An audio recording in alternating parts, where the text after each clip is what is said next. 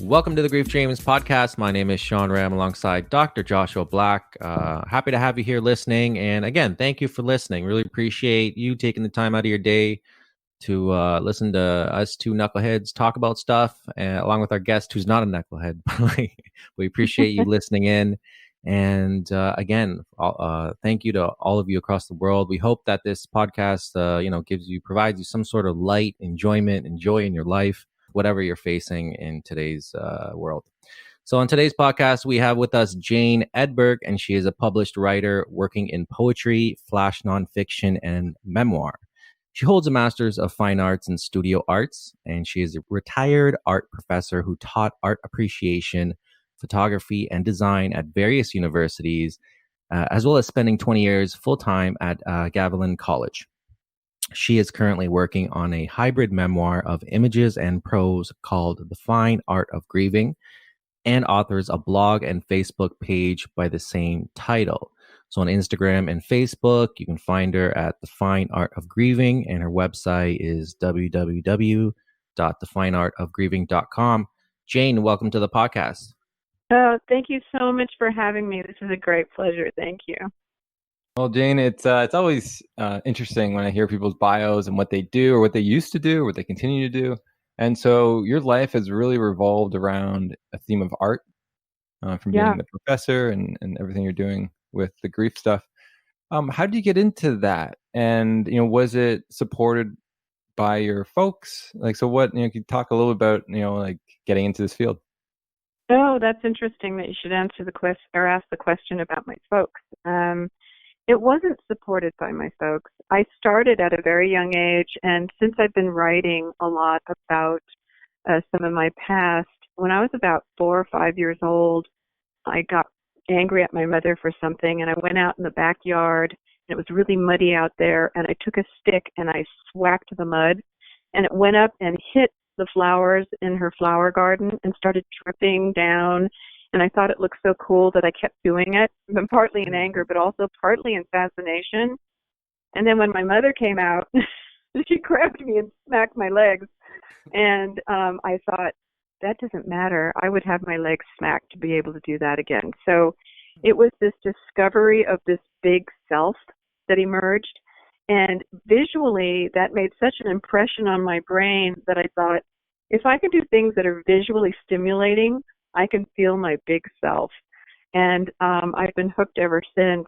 I also used to do a lot of drawing and daydreaming in school and got in a lot of trouble for that as well, and it never stopped me. So it's one of those things that the power. I have a little dog right now, and it's like, if you give him like a tasty treat or his food, he'll take the tasty treat. And being my big self was the tasty treat. So it was this value thing of you can smack my legs or you can like punish me, but this thing is more powerful than that. And making something and creating something and having a power in that and finding myself, I began to use it to resolve problems and understand who I was as a person to such a degree that I can't live without it. I actually do process everything through art, and that can be visual or that can be written. That's so interesting. And so do you see that now, because we're in the pandemic, do you see that now in your life on you using that, or are you seeing that in other people's lives and them trying to use that to cope with the current situation? I'm using it in my life, and I think other people are using it in their lives. I'm hearing about people painting for the first time, because they're like, I'm bored, I'm at home, I'm sheltered in, and they're finding other methods to deal with who they are in this world because they can't just go off and, get instant gratification anywhere or, engage in their normal everyday life. So they've got these little bits of downtime, not everybody, but some, a lot of people. And I think creativity has kind of creeped in for them. And for me, it sort of took me out of writing my book for a while because as a creator and as someone that functions by creating, I needed to create things around the coronavirus. I needed to create things around being isolated and create things around my sense of terror, like what kind of world are we living in now? And will I die from this or will I be able to survive it? So I've been doing a lot of writing and drawing that's about that, but it kind of took me away from my book. So there's a downside if you're working on a particular project. You can get hijacked by something that needs to be processed on a higher level. And the corona sheltering in and all in the race riots and Black Lives Matter and, crucial things that need attention were at a higher value for needing that creative energy. So I've been working through that. Learning a lot of things too, actually, on the way. Well, I'm glad you're still learning. You can be retired, but you're still learning, right? Absolutely. Oh my gosh, I don't know what you'd do if you couldn't do that. It'd be terrible. I like how you really put to when you're looking at art or the nature or the beauty of something, that it can take you away, and you're seeing almost like a big self. You're taking you away from, I guess, the world that you normally process to this bigger part. And and sometimes watching those people like do whatever they do actually is very peaceful for me, because I remember there was a TV show way back when. It was a painter. What was his name, Sean? Bob Ross. Bob Ross, yes. Oh, yeah. And just by watching him paint, I felt it was like so meditative, and I was like, you're just in this zone, and it was just pleasurable. Like it's kind of cool. And so like I can only imagine for the painter, if that's just me witnessing him paint or her paint, I can only imagine what it is for the person who's really involved in that state. And so you're talking about that in a way. Was it hard for you can you still get there? Like, is that still a part you can get to very easily? Yes, I can still get there, but I have to say that it depends on what it is that you're processing. So I think, the crises that are going on today, the social crises and the, medical crisis, that takes a different sort of energy, and it's not very meditative. But if I need to go to the meditative place, I can certainly take a piece of paper and just let lines slowly crawl across the page and just allow myself to just be with the moment and not let go, but just feel and be with myself as I am without much judgment. It's like meditation, right? And it can put you into an alpha state, which is very, very good for relaxing the body and the soul. But as an artist, if I'm going to process something that's super meaningful and deep, it can be very painful. And it can require, going into a place that's really uncomfortable.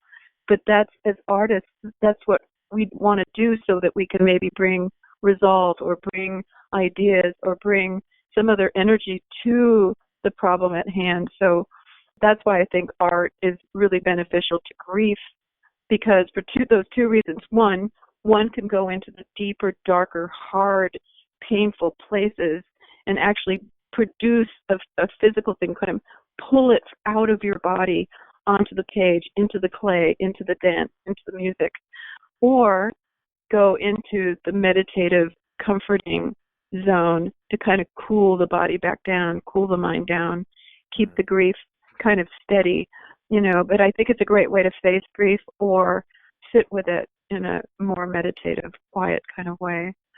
It doesn't always work. It fluctuates like anything else. We're living, breathing creatures, and we're always fluctuating. So it's part of paying attention to what those fluctuations are and what's meeting us and what we're meeting in our life, and what we might be able to do about it, or how we can be with it. I recently wrote a quote, and it sort of just came out of having a conversation with a friend, and she said, "Gosh, grief is a lot of work." And I said, "It is a lot of work." And I go, "Well, wait a minute. No, actually, it's a lot of being. It's an enormous amount of being, and that if we can really be with it, it takes almost everything we have to be alive in grief and touch all the aspects of it and maintain a sense of, I don't think there's ever balance, but to maintain a sense of being, like I'm here I am, being with grief. It feels enormously difficult, or it feels kind of tiring, or it feels whatever it feels, right? Yeah, that's very interesting. Do you know about flow states? Like I do, yeah. Because I What's think the that's guy's what name? He's Stephen Kotler. Stephen Oh, Covey? I was thinking of another author who wrote Slow. Yeah. Oh, yeah. I forget his name. I remember that It's a guy. long Yeah, it's a long Csikszentmihalyi or name. something. He's Hungarian, right? Yeah. I think so. Yeah, yeah. I do understand the Because idea that I think that's what we're talking about in a way. I uh-huh. mean, probably Yeah, lots of ways, lots of different expressions of that being in a flow state.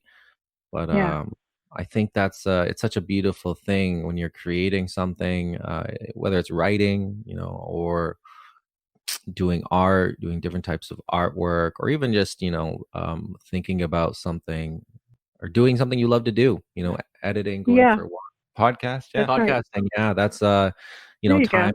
time goes by. You don't even realize it. You're kind of enjoying something. Like you connect to something different, and that's Absolutely. the beauty of it. That's how do you?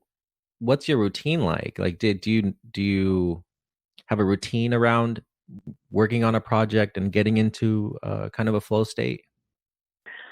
I like to if I'm on a particular project like my book, even if I like when I was hijacked in the beginning of this COVID crisis, I like to touch it every day, which means look at the images or write some little quotes or ideas or and so even when I wasn't fully engaged in doing my 700 to 1,000 words a day, I could just touch in.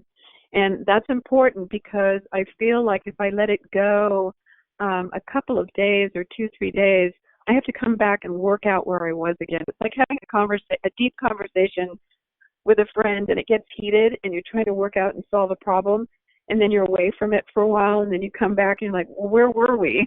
And you have to like sort out where you were, and then try to pick up the thread. So I do have a daily practice, and sometimes it's super fruitful, and I get a lot of words done and actual good words.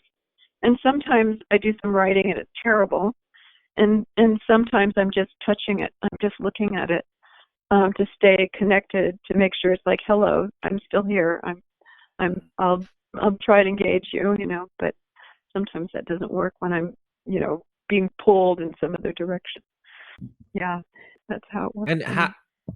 no, that's interesting. How do you manage those emotions after the act? Because, like, Oh, good right? question. Because if you're doing something that requires joy or happiness, then you don't need to, I guess, get out of that space. You can allow it to kind of Right. fizzle out throughout your day and dissipate. Yeah. But if you're dealing with like some really tough, like fear and anxiety, and you're pulling out some hmm emotions and using it, what's your Yeah. next few hours and the rest of your day like? Well, that's a great question, and I think it depends on where you went with a creative project. So, for instance, when I was working on the just some writing and drawings around the coronavirus and the Black Lives Matter stuff. I didn't mean to call it stuff. That sounds kind of horrible, but you know what I mean. I then sometimes would hopefully come to a place where I have like a little nugget that I can hold on to that helps me to understand what I need to do next. Like I like the minute anything becomes static, out of flow or not moving is the hardest part. It's like if you're just holding something but not doing anything with it, that's incredibly painful. So Mm. even if I spent time writing in that way and I'm just like stuck, then when I come out of it, I'm still stuck. I haven't moved anywhere. I haven't received anything. I haven't given anything. I haven't really dislodged or opened up that floodgate. Yeah. So, and then like on my particular project, the Fine Art of Grieving, the memoir, I had to process through therapy a lot of what I went through before I could actually sit down and write it because it was too painful to even put a pen to the page. And so now if I write about, say, there was an eyelash that was sitting on my son's face when he was laid up, dead at the viewing table. And my friend saw it and he licked his finger and then tapped the eyelash onto his finger and put it in his wallet. And I wanted to write about that because it was something so profound about keeping, like, you've lost this whole person, but you could preserve one little thing. And the eyelash, I write a whole piece about just the eyelash, and that it's a container, it's a vessel, it has its DNA. I could make a new Nanda. It's like it has all this quality to it, and it starts representing all these different things and how we hold on to stuff. And then he tucked it away, and his friend tucked it away in his wallet, and then he lost his wallet. So writing about that was painful, but I discovered in the writing places where I could hold my son and remember him in these really interesting ways. I would never have thought to hold him as a Viking. And I thought of his little eyelash as like part of a Viking horn, because that's part of our ancestorship is Vikings. And so I saw it as a representation of a Viking. I saw it as a representation of a vessel. And I could hold, parts of him in my mind in these poetic ways, which somehow was comforting. So when I came away from the writing, it's like I just created a new relationship with my son. It's not the one that I wanted, but it's the one that I can have. And it's what I want to do now. I want to continually nurture and engage my relationship with my son, even though he's not truly here in body. I don't even know if he's here in spirit, but he's here as my memory and as my cherished loved one. So, finding these incredibly metaphoric, poetic exchanges with thinking and writing and drawing and making pictures about my life with him has given me a whole big wellspring of being able to, the best way I can put it is that when I look at things now, I go to the mountains, I see him there because I've done so much exploration. His ashes went into the ocean evaporated and put moisture into the air carried across the mountains and laid moisture into the mountains, and like it's the air we all breathe. And so he's constantly moving around in different places. So it's just this, imaginative, metaphorical way to fill that space that's so enormous. And it comes from love, and it comes from a sense of taking care of myself it's almost like a reward. Reward's the wrong word. It's like a gift. Going in and finding these incredible little details that I would never have thought about if I'd allowed myself to stay stuck in his body just being dead on the table. Yeah, that's actually, really interesting perspective in how you're seeing it all, right? Very creative in how he's everywhere, and he's still, it doesn't matter to say like your spirit or not. It's not the issue. It's just like in these moments, he's there. And it reminds me of like making your big self bigger. And you just realize it's just like, because love really is like, I like to think is like love is the big self, and like how long can you hold it and be a part of it? Because all those people that we've come across and all those people that have touched us are a part of the love we now hold. And if we can get there, right? Like some people it's through art, other people it's through whatever, right? Dance or, podcasting.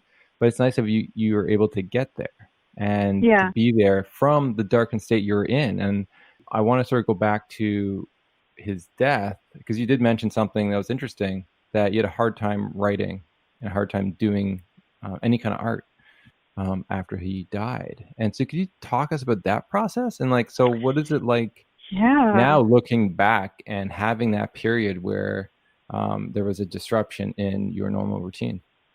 And it's what's really super interesting about that, and one of the hardest things to write about in my book, is that when he died, I was dealing with his loss as the biggest thing possible that could ever happen. That's so devastating. And then right next to it, I lost myself. And a lot of people say that when they lose a loved one, is that their self is like a big chunk, or even all of them, their self is so changed by it, but that's gone, that previous self. And in that, I was convinced that the art that I my ability to make art, my ability to be creative was also taken with that, because I could no longer go back to the work that I was working on, because I had a particular body of work and a particular idea and these stories from my past, and making these paintings and photographs. And then that is when, like, that was done. Like, I couldn't even enter it. And I thought, that's it. I can't do anything. But in the writing of the book, what I realized is that whole first year was full of creativity and full of art, out of my control. It was in total autopilot. So because I like to be in control of my art, I didn't think I was making it, but it was being made. I did so many things, and they were just in reaction to, like, for instance, when I went to his house to clean up his things and put them in my car and take them home, there was a red blanket that I'd bought him when he was like 13 or 14, and he'd had this blanket forever. And there it was, this thing that had wrapped around his body so many years. It was like this huge, like, touchstone in terms of connecting to him, like his blanket. And it became symbolic in my mind, but I wasn't consciously thinking about it. And when I got home, one of the first things I did was I took it into the garden, and the garden was like really run down, full of fava bean stalks, that there was no green. It was just like these chattering bones in the garden. And I went in there and I wrapped myself in his blanket and took photographs to bear witness of how much I missed him, and that I was so attracted to sitting in these, brittle stalks of what was once held life, this garden that was lifeless. I went and sat in them with this blanket, with this look on my face like I could never make in a million years. It's like this horrible, grief-stricken face, because I wanted to know later what that might look like, and I kept calling it documentation. But when I look at it now, they're artworks. They're actually representations of the human condition. This is what grief looks like. And so that was, the Fine Art of Grieving was born out of making images the whole time that I've been going through grief, not even thinking that it was art until my daughter said, "This is art, Mom." And I went, "Really?" Like, I was like sort of fooled myself. It was strange. It took me a year to wake up and go, "Oh my God, I could do this with intent.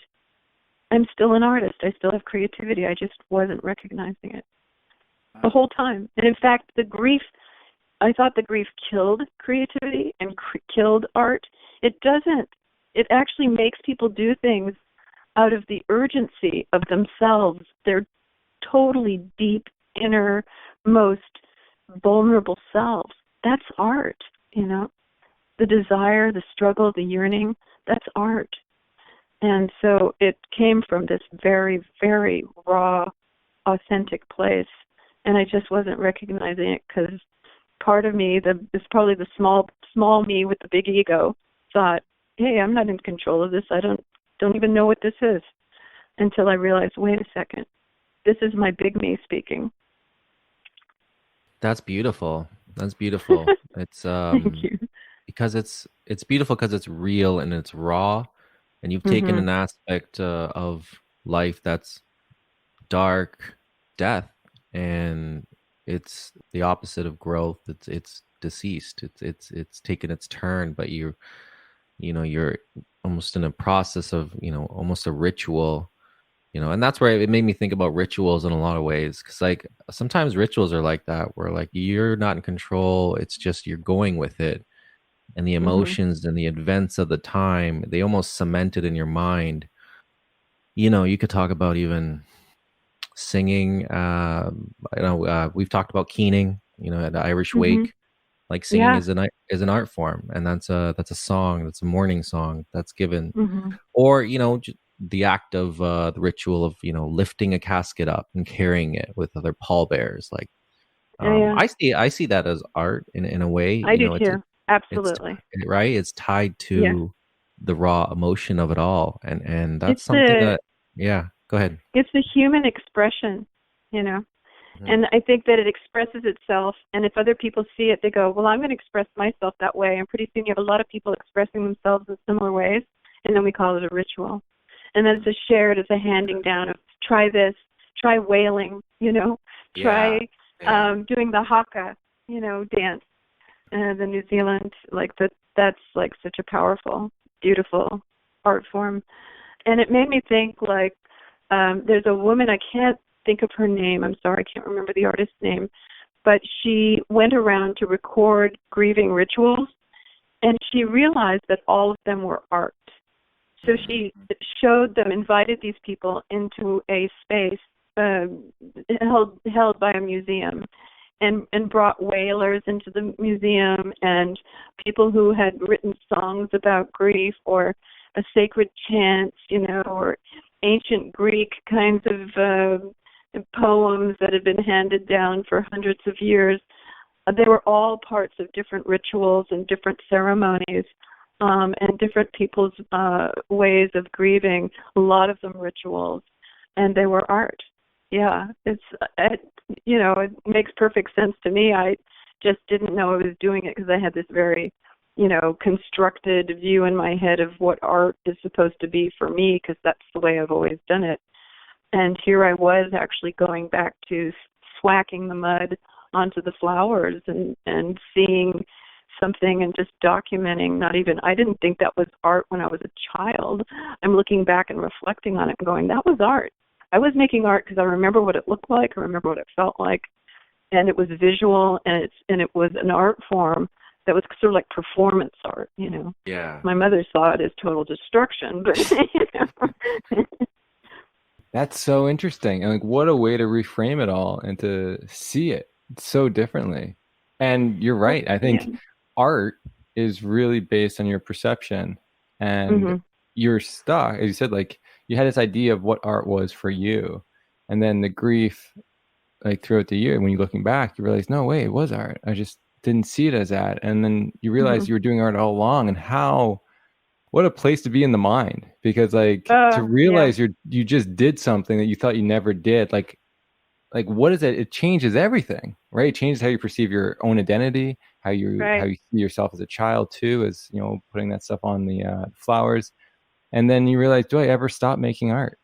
When you look at your life, is every minute of your life a part of an art form that you're painting. Well, I believe that everyone is making art all the time, and that we've, culturally just identified art as paintings, and they go in museums, and when a person can draw an apple and it looks like an apple, but I really do think that, in day-to-day living, we're constantly problem solving and trying to find ways in which to express ourselves and to try to understand things, and that's all art.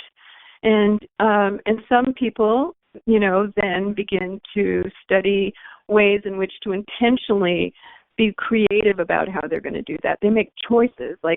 You see that, you can just make a sandwich, or you can, make something that has super beautiful garnishes and place it nicely on the plate, and maybe it has a sauce that you experimented with. That's art too. It's just there's just sort of different varieties and levels and hierarchies, I guess, of art making. But some of the best art making comes from purely just doing something that comes from the gut, and your head might go, well, that's super weird, I better not do that. But instead you go, well, that's kind of strange, I think I'm going to do that. And then you do it, and it's a remarkable result that something is learned from it. And, we get really caught up in, thinking people are going to think we're, too odd or out of place or inappropriate or whatever. And I think that art is sometimes inappropriate. I use the example of the point at which my daughter said to me that it looked like I was making art is I had just finished putting my face into a bowl of my son's ashes, and I lifted my face up, and there was ash all over my face and falling all over my clothing. And I just felt compelled to do that, and I just did it. And she walked in on me when I did that. It was like, and soon after that, she was asking me, did I need help? Not psychologically. She meant, do you need help photographing this? Because my camera was in the room. And I said yes, and she photographed me. So it's, that's super weird, right? Because it doesn't seem like we've never heard of people doing that before. This seems like maybe even maybe it's not right to do that with somebody's ashes or whatever. There's all kinds of judgments, I'm sure. But for me, in that moment, that was the very thing that I needed to do. And out of that, I discovered that my son wasn't there. It took me doing that to go, he's really not here. Yeah, that's very interesting. And it's, what is it about humans that we want to go there? We want to express that grief in those interesting, unique ways. And what is it that, like, being creative, being quote unquote artistic, those are just choices, I think, in life. Like, I always there's a I always see these quotes on Instagram and stuff about, well, I think it was like Bill Gates wears the same thing every day because he doesn't want to make spend the energy to make those choices. Yeah. Or I think it was like, what was the founder of Twitter? Somebody. So he wears a black shirt, black pants, whatever, because he doesn't want to waste his energy. He wants to be efficient. And but there's the opposite of like someone who decides they want to add color, or they take the time and they put a lot of intention into what they're wearing and what they're going outside and doing, and that's an act of expression, and it can be artistic and creative, and people might call that, oh, you're creative. Well, that's their need to be that, to have that expression, and that's like, kind of, with you and the grief in the morning, and what you've gone through, and and what a lot of humans go through. It's like, what is that yearning to express ourselves through different types of, whether rituals or artistic, expressions, in this terrible, tough time of grief. And then it's incredible.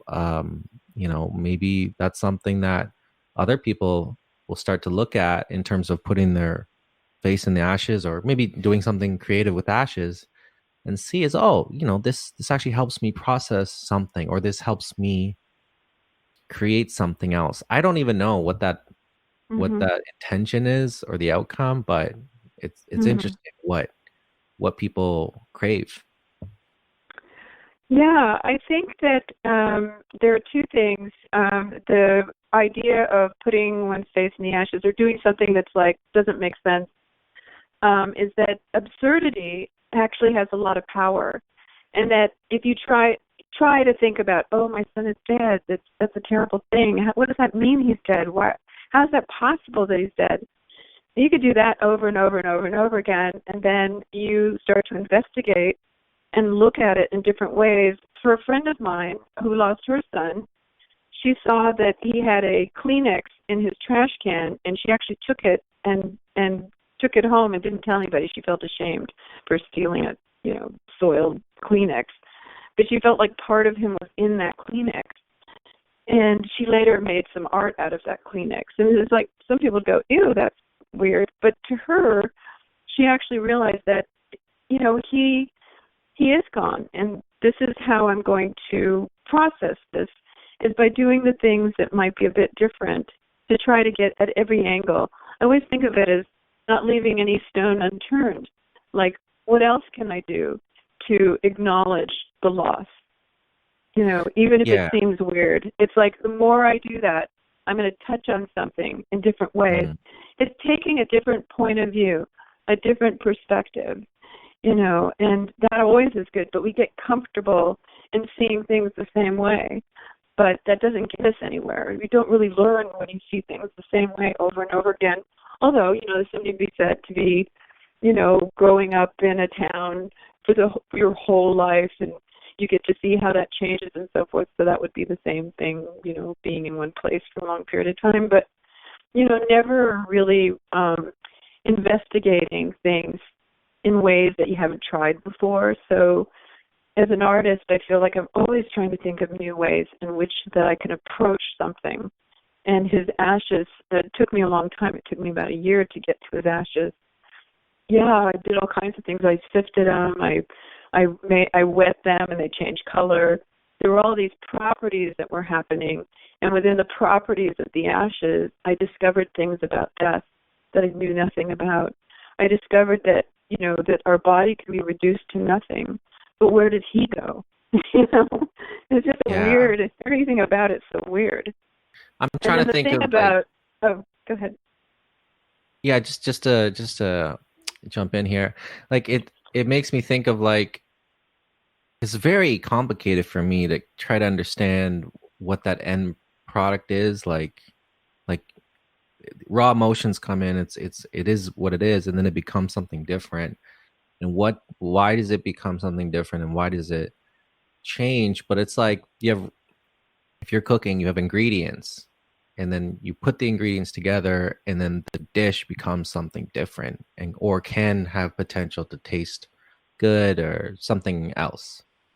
Right. And like, it's like you have raw emotions come through, and you could sit there and have those thoughts circle throughout your head, but when you maybe apply them differently, you could even think about them differently. But if you can apply them differently, whether physical or, in a mental state, I think that can change the emotion. And that's, I think, tied in some way to a continuing bond. And the other thing I wanted to mention is that I was visiting this church, and they had the tradition of keeping the bones of saints. And so, like, it's something it's been a part of human civilization and in our history of, like, what made them think about that, what made them think that, hey, I want to keep the pinky bone or the cloth or whatever. And it changed my mind state, because we've also interviewed a guest who they have like a pet service where they actually it's a taxidermist. They actually keep parts of the animal for the person who's lost the animal, for the parent, I guess. And so initially you might think that that's, oh wow, that's gross, that's weird, that's odd, but like, there's some connection there, there's some meaning that's really important for that person. And so it's hard for us to understand, hard for me or other people to maybe look at that. And maybe if you're a pet owner, maybe it's a little bit easier to kind of understand where they're coming from. But I think that's is one of those things that's, odd, different, a little bit, maybe we've veered away from that. And so it's hard to process of like, what, that's not normal, quote unquote. But I think it's it's a process. Right. Yeah. Yeah. And I don't know when I first got the idea that, not being a weirdo or not being normal was kind of okay with me. I think I've always been a bit of a dork anyways. I never took to doing things the way people like to do things. I've always kind of had my own mind, and I'm sure that was hard for my parents, but I was an only child, so it wasn't too terrible. But yeah, so I'm not too concerned about doing things out of the norm, but I've become very conscientious of it because of writing this book, that when I share this with other people, that other people are going to think it's strange. And I've had people say to me, ooh, that's kind of gross, or whatever. And I'm like, yeah, okay, that would be for you probably, I mean, that's okay. But I needed it to understand what I was dealing with. Why did I have the choice of being given these ashes? And what are these ashes? And what am I to do with them? Well, why do I have to do with them what everybody else does with them? They like sprinkle them out on a landscape or dump them in the ocean or whatever. And I've done all kinds of things with them. I've even drawn with them. I've put them in ceramics and fired them into vessels. I've actually made them a material, an art material, because I knew at some point, this isn't my son. This came from my son's body, but it's not my son. So it was a weird, it actually helped me to let the body part go. That sounds really strange.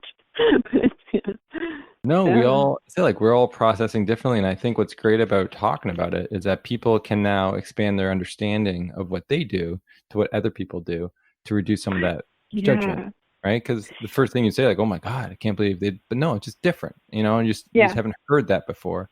But Yeah. it helped. And if it helped, for you to process the loss and didn't hurt Right. anyone, then, see it for what it Yeah. is. It's a beautiful change in the structure of what's normal.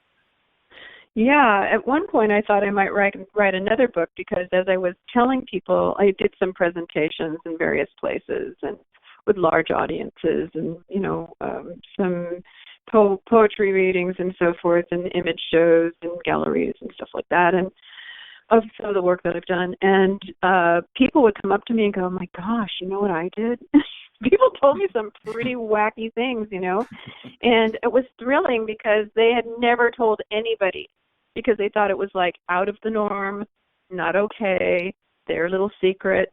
And it's not a secret, it's like it can be shared. And I think one of the things that was most distressing in grief, being in grief, is that it was treated a certain way. It was encapsulated in a given kind of institutional approach to what you should do about it. Go to a grief group, get a therapist. All those things are good things, mind you, but not a whole lot about how to process it creatively. And I know there's art therapists out there that are, know how to do this and encourage it, but it's not the norm. There's not a big push for that necessarily. And I think that we'd be better off if there was more fluidity in the grief process and allowing people their feelings, and there's not a time frame for it, and there's all kinds of ways in which one can authentically express and reveal and dig and excavate and categorize and inventory their grief experience, because it's actually beautiful. It's a really powerful, one of the most powerful processes I have ever been through, and I'm a better person because of it. I'm sorry I had to lose my son to go through that, as it's kind of, but I see it as, that's a whole separate issue. But the issue of the actual grief process is, if you allow it and if you get into it and you aren't staying, and you go in the flow of creativity and you face it and you get into it. You have to give yourself breaks too. But I think that has allowed me a much richer, fuller life, a much better self. I developed a better, stronger self out of it, a new life that is more meaningful, because it gave me the opportunity to go in and really give to myself what was taken away. Give myself in. It's not a replacement, but there's a huge space when there's grief in order to investigate, find oneself, renew, rebuild, structure. That's my experience, and I don't know what other people do, but I'm better from it. I don't feel I'm not in grief anymore, and I think it's okay to be in grief if you want to be in grief. I'm not saying that the goal is to get out of grief, but my goal was to heal the grief, because I didn't want to feel hurt my entire life, and I wanted to, for me personally, I don't make judgments on anybody else about it, but knowing my son, I wanted to honor him in terms of what he would want me to do too, and he would rather that I not feel in pain about his loss. I know that for a fact. It takes time to heal that, and takes creative ways to explore those emotions. And that's the big thing that I'm hearing, is just like finding new ways to explore new emotions, because the old ways sometimes just don't work. And I'm glad you're able to share your story about the ashes, because you're right. I have no idea what people do with their ashes. If it is different, they keep that hidden. And that's very something similar to the grief dreams, and why we started the podcast, is to really shed light on a topic that a lot of people keep hidden. And you realize that there's such a wide variety of stories and images, and same thing with, dealing with the ashes. So I think it's great to allow people to voice that and be able to reach out to you and voice that, because it is something if they want to, if they want to, because some people are deeply private.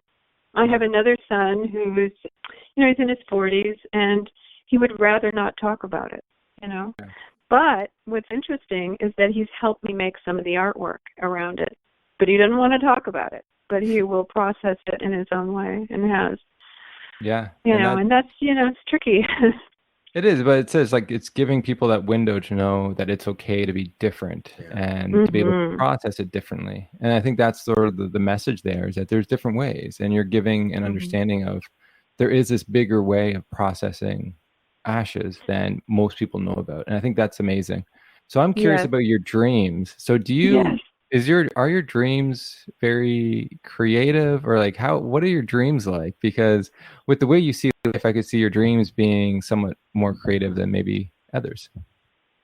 I don't know about that. I know people that are, would consider themselves to be sort of like mainstream, maybe even slightly boring, engineer-minded people that have crazy dreams. So, but I do have interesting dreams, and I took a class from Charles Tart, who wrote the book Altered States of Consciousness, and he had us do, this was at UC Davis, he had us do some experiments with dreaming, and he'd have us wear like a rubber band, and then if we knew we were awake, we'd get to like pluck the rubber band against our wrist, and that would kind of sort of wake us up, or we could ask ourselves, are we awake, are we asleep, can we stay dreaming? And over time, I actually could be somewhat awake and dream, and be able to control my dream and that sort of thing. So I've always loved all that. I love anything that has an altered state to it, of understanding things and seeing things differently. And so dreaming was always different for me after that, because I had different entry levels into dreams, and I could control or just go with the dream. So I had some consciousness in dreaming, which was helpful for also remembering dreams. But the two dreams that are most remarkable, actually there are three dreams that are most remarkable, and I think it's really boring to tell a whole dream, but I'll give you the gist of it, is I had a dream before he died, and it was the 2 days before he died. That night I dreamt that a sheriff came to the door and said that my son was in critical condition and would never be off of, respirators, and he was complete vegetable, but he was alive, and they were keeping him alive, and should I bring him, to your house, and or what would you like us to do? And I'm like, I just said no. And I didn't even think about it in the dream. I just told him, no, don't bring him here. And he said, should we bring him to your son's house, your other son's house? And I'm like, no, just don't bring him anywhere, kind of thing. And I closed the door, and then I woke up like jarred out of that dream, and I felt guilty. I felt like just damaged from the dream. Like, how can a mother say no? What's going on? And I was going to tell my son about the dream, and I thought, no, that's kind of weird. I'm not going to tell him this dream.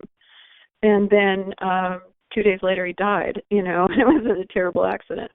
And that, was a real weird way to go into his death, not having ever told him, wondering, was it a premonition? And I'm not even like deeply seated in the premonition idea, or, I don't have one belief or another about it, but it was very disheartening. And then hold on. I think it's very interesting, because a lot of traditions and religious books have these premonition dreams within it, and there's some research on it too. So they do exist, and it's just like, is it or was it? Like, who really knows? But it's just like looking at it as, have you had that experience before? Was that a common dream you had of your children? And if it's not, then it's something that is very unique to the moment, and then that builds the story. And I think that, and sometimes, maybe sort of mother, just there's something that a mother feels, and who knows how, right, or what or whatnot, but it keeps in your memory anyways, because it is part of you're talking on the podcast, and you're mentioning certain things, and like you're painting your own picture within this hour and a bit of your grief story, and you're putting in this dream, so it meant something on your journey. And so how did you process? How did you process that as you went forward?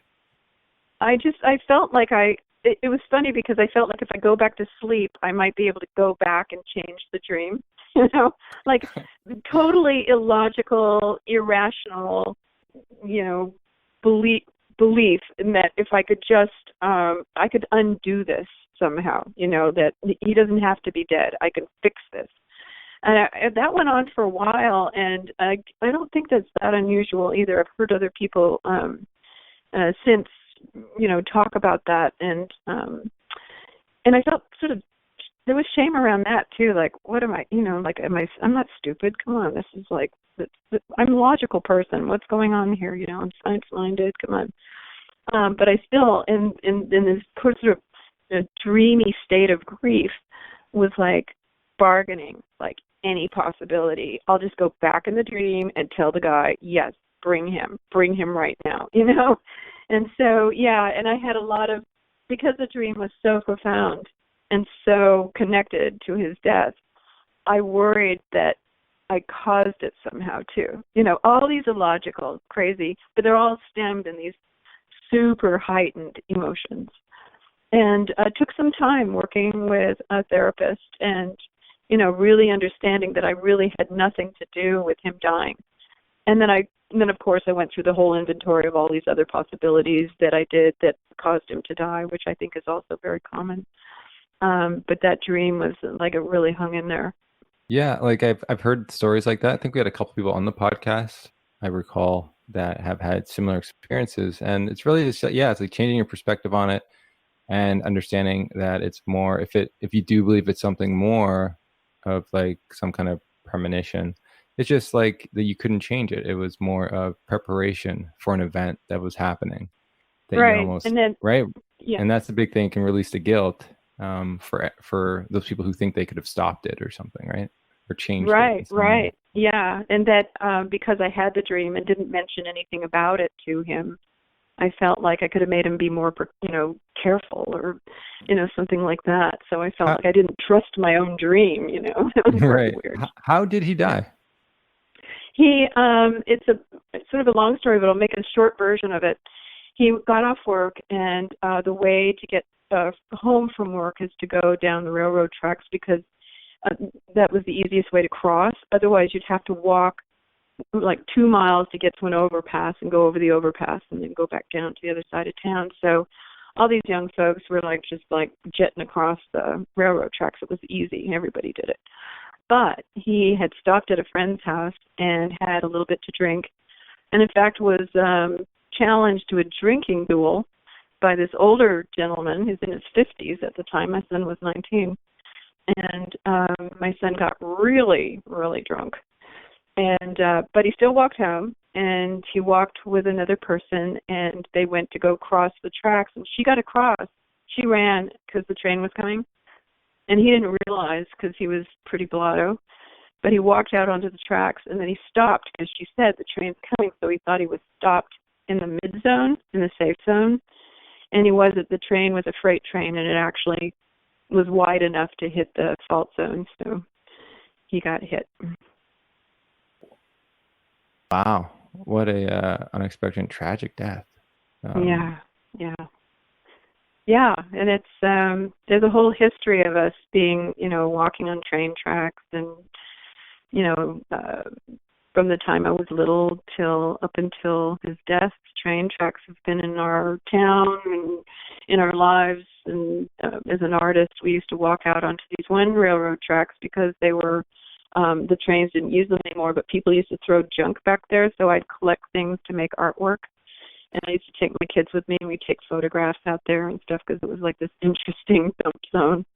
And so they all felt real comfortable on the train tracks. And I always warned them about trains, but I never in my life thought that, as an adult, he was a responsible adult, that he would end up getting killed by a train. And that's what happens when you drink, right? Like in the sense of you don't realize as much as you can when you're just not influenced by a substance of some sort.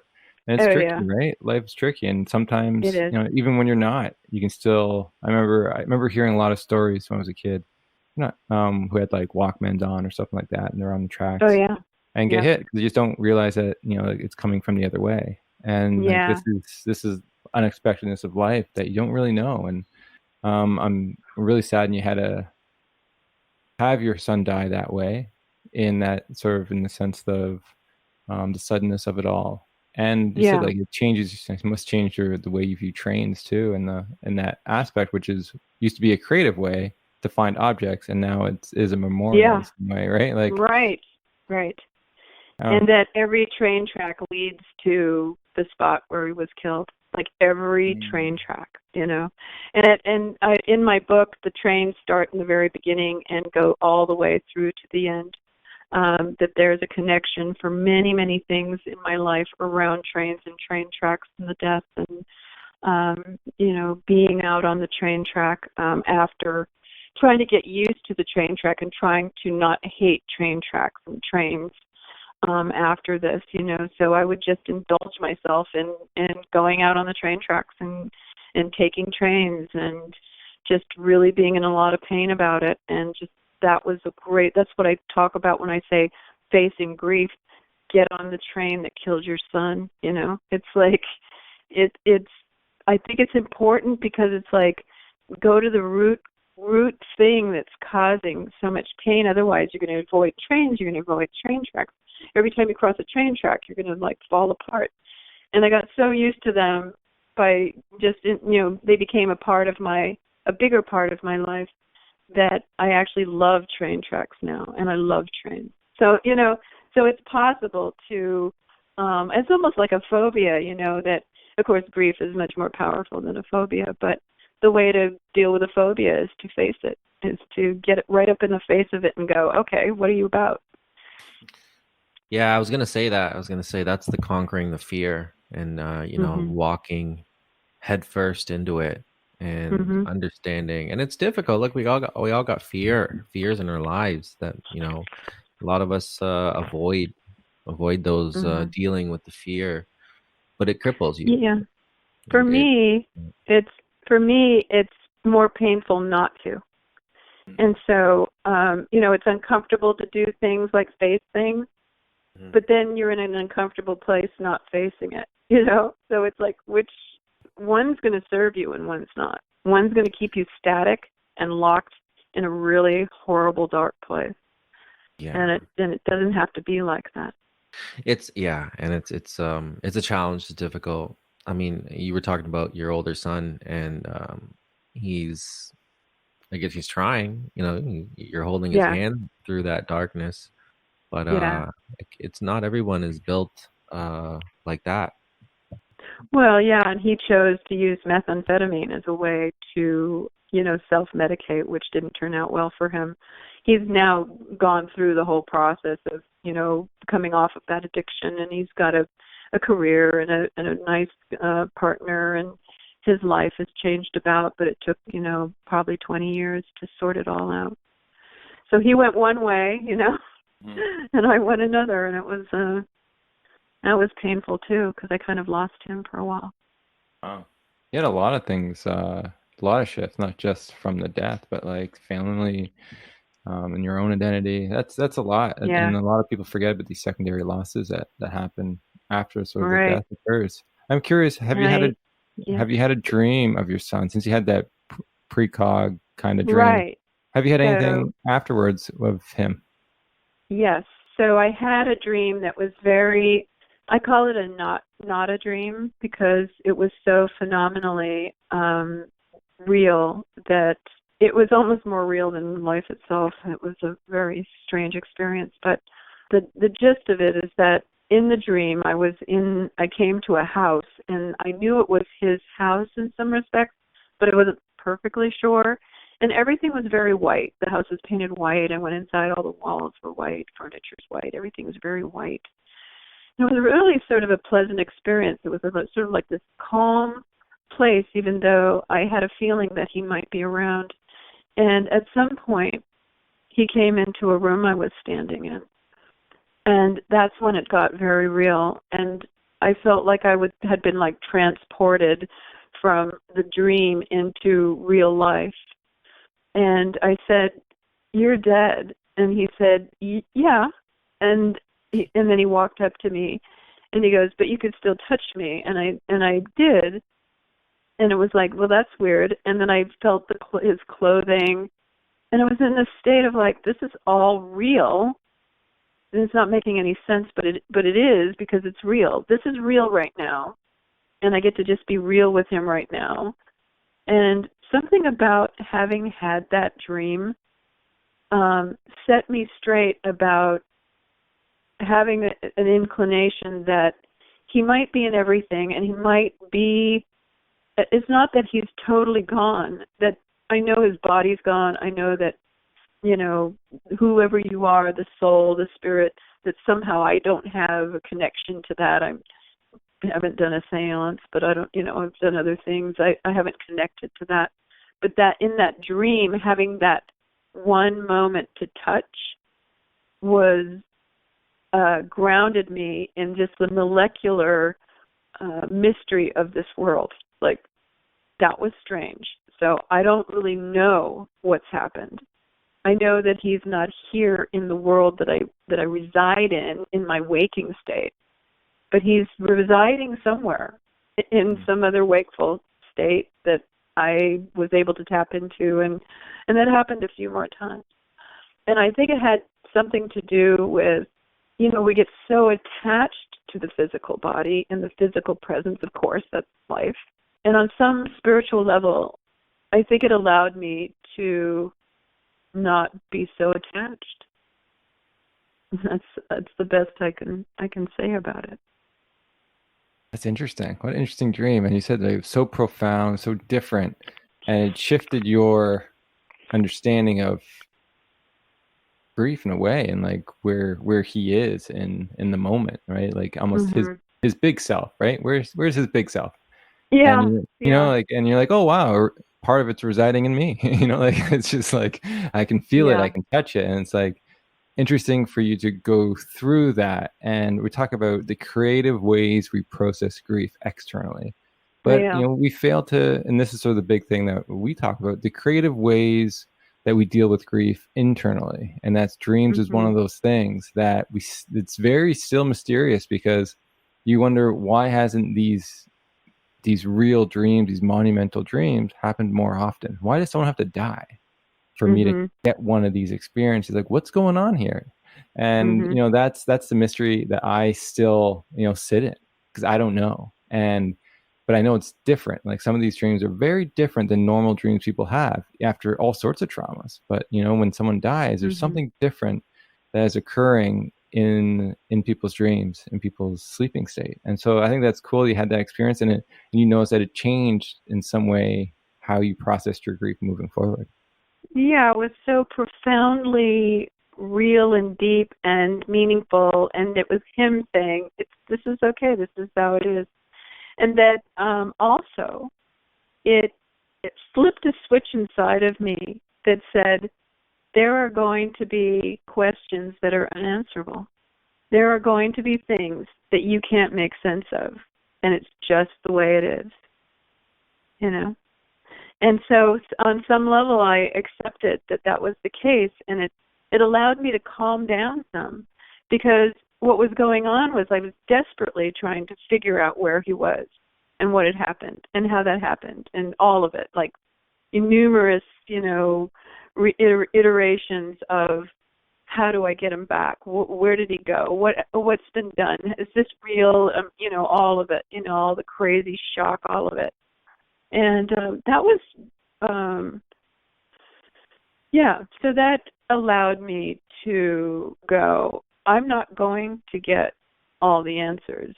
And I believed that at the time. I believed it. Like, that's just, I'm not. So I need to calm down. And you did. Wow. That's and beautiful. I did. Yeah. I love that.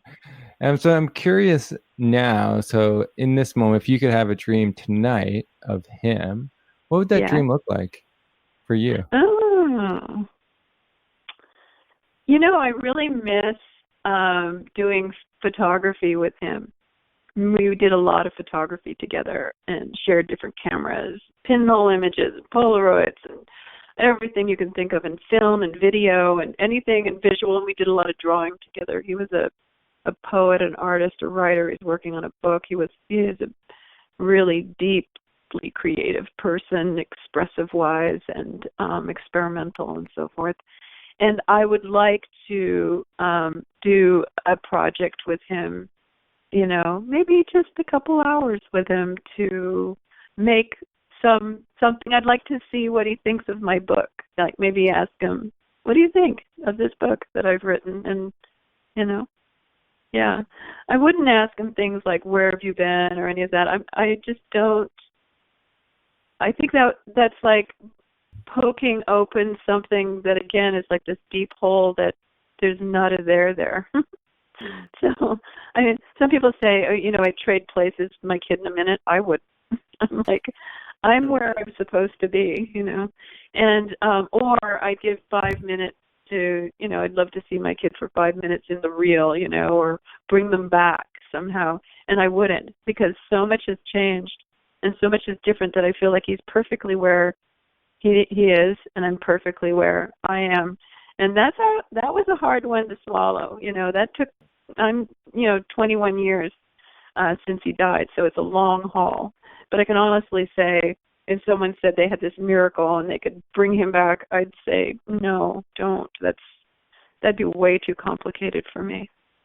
Well, as you said, and I love him and I love him and miss him, but Well, it's surrendering to what is, and when you can surrender to that being, as you're saying, right? Being, like grief is more about being than actually working through it, and so it's like, but when you're in that state of being, everything is what it is, and it's okay. And you realize the changes that happened within you because of it, and you love those changes. And I think there's a part of you that loves yourself maybe more than you did prior.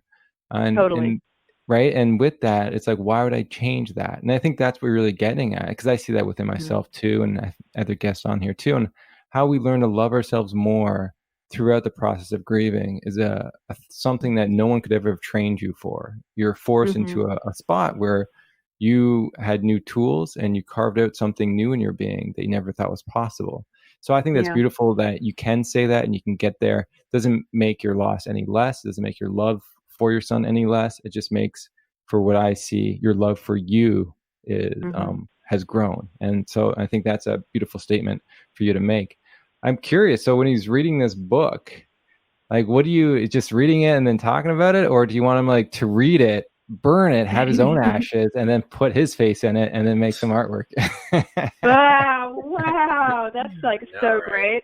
You got to be creative in the stream. Like, I don't. Like, I have to write that, Yeah, that is so good. See, you have a crazy creative mind. That's a great idea. I mean, I'd be up for that. I think that would be.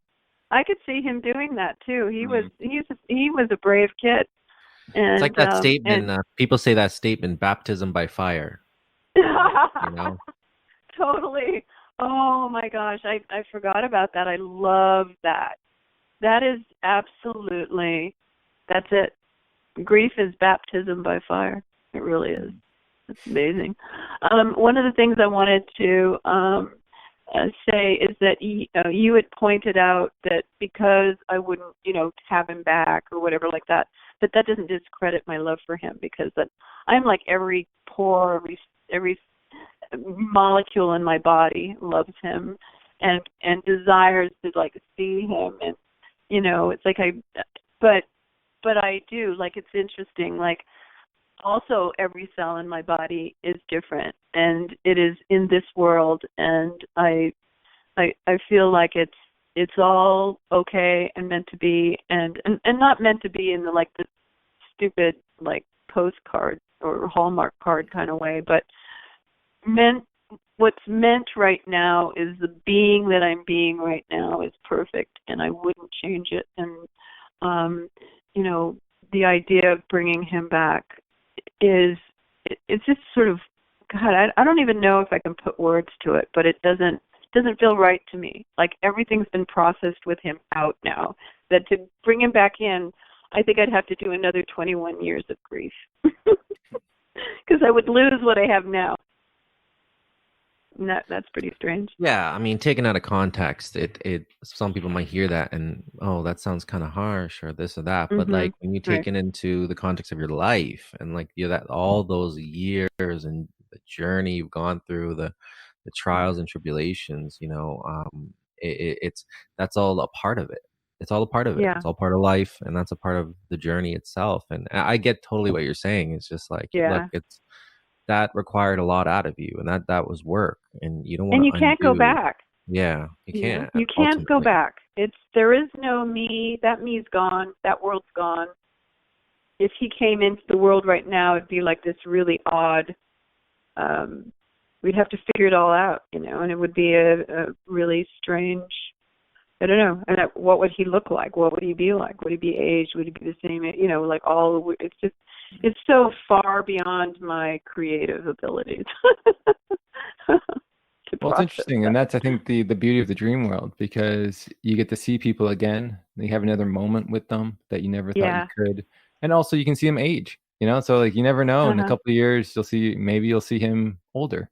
I've heard Yeah, that that. would be Yeah, interesting. Yeah. yeah. Uh-huh.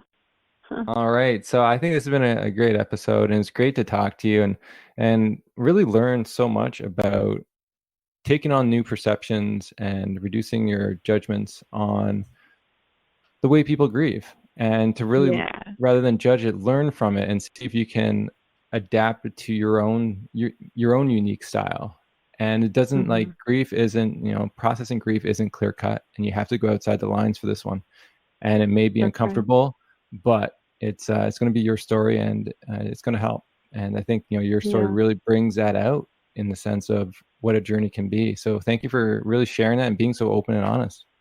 Oh, you're welcome. And this is such an honor. And I really, every time I talk to you, it's so enjoyable. You have such great questions. And I just really appreciate your openness, too. So thank you so much. It really is a pleasure.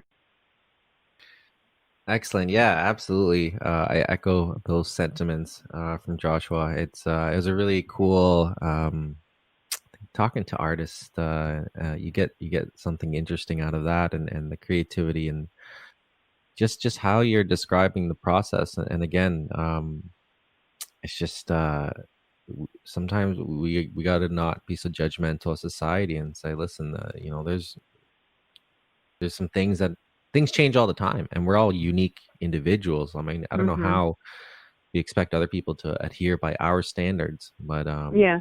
grief's Yeah. not like that at all. So thank you so much. No, if anything, it reduces us to our most authentic self. You know, we're just like we become babies. You know, practically when we go there. Yeah, you're welcome. Thank you so much. And so your memoir isn't done yet. And so I Nope. guess people will have to follow you to get a notification when it's out. So where can people follow you? So I'm at the Fine Art of Grieving. It's all one word on Instagram. Also on Facebook by the same name, and I have a website by the same name. Yeah, any of those places, easy enough. Or if you wanted to ask me a question, you can send an email to jane@janeedberg.com, and it's EDBERG.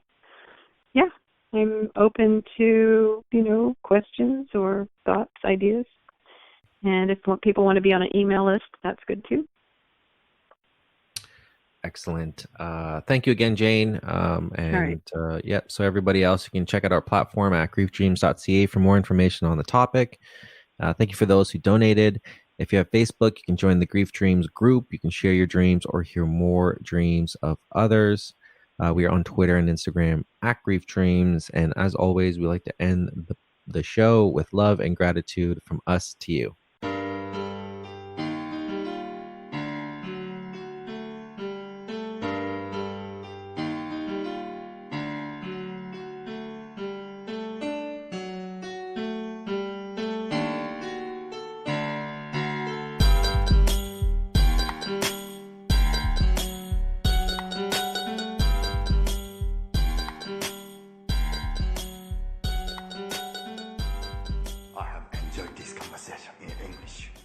I have questions. I have introduced myself. You have introduced yourself. This is a very good conversation.